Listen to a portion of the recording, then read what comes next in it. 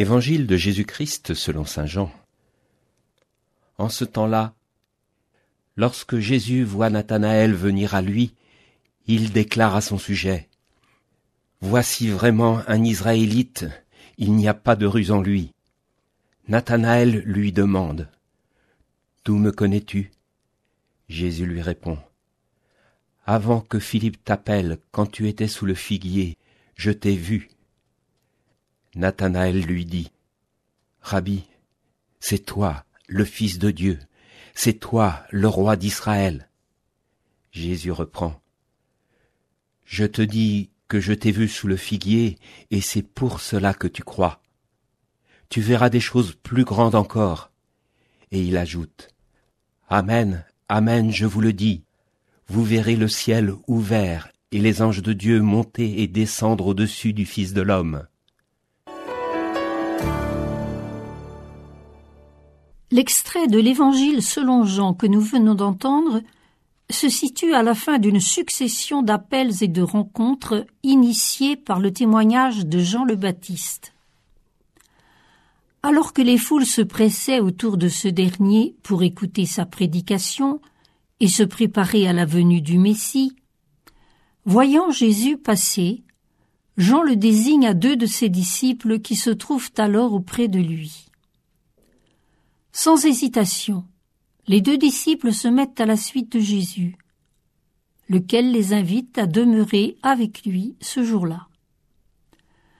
Nous pouvons imaginer la qualité de la rencontre et du partage à la vue du bouleversement produit chez André et son compagnon.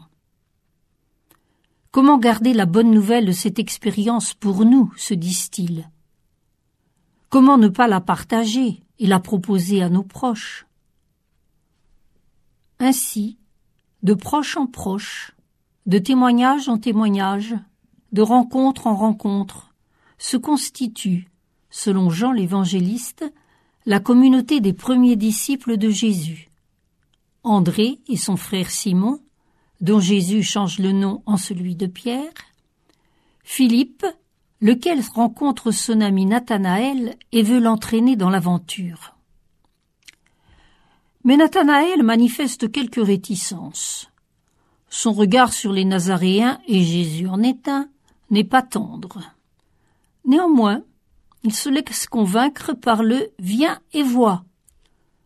Ce même « viens et vois » qui avait initié la première rencontre de Jésus avec André et son compagnon. Et voici que le regard de Jésus sur Nathanaël va transformer son appréhension. « Quand tu étais sous le figuier, je t'ai vu. » Il nous faut essayer de comprendre là ce que peut signifier la symbolique du figuier. À plusieurs reprises dans les évangiles, nous verrons Jésus maudire le figuier parce qu'il ne porte pas de fruits.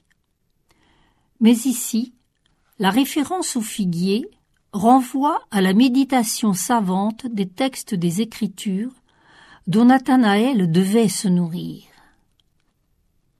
C'en est trop pour Nathanaël dont toutes les défenses vont tomber avec autant d'impétuosité qu'il les avait exprimées. Il acquiesce à ce que Philippe lui avait annoncé. Nous avons trouvé celui dont parlent les Écritures. Il proclame son adhésion forte et entière à Jésus. C'est toi l'envoyé de Dieu, c'est toi le Messie, roi d'Israël. Et si nous prenions le temps, aujourd'hui, de nous remémorer l'histoire de notre rencontre avec Jésus, de notre décision de marcher à sa suite, de nous laisser renseigner par lui. Si nous prenions le temps de nous rendre présente, par la mémoire, la liste des témoins qui nous ont ouvert le chemin vers nos communautés ecclésiales, paroissiales, de mouvements et autres. Si nous prenions le temps et si nous en rendions grâce. L'évangile du jour était commenté par Agathe Brosset, laïque du service diocésain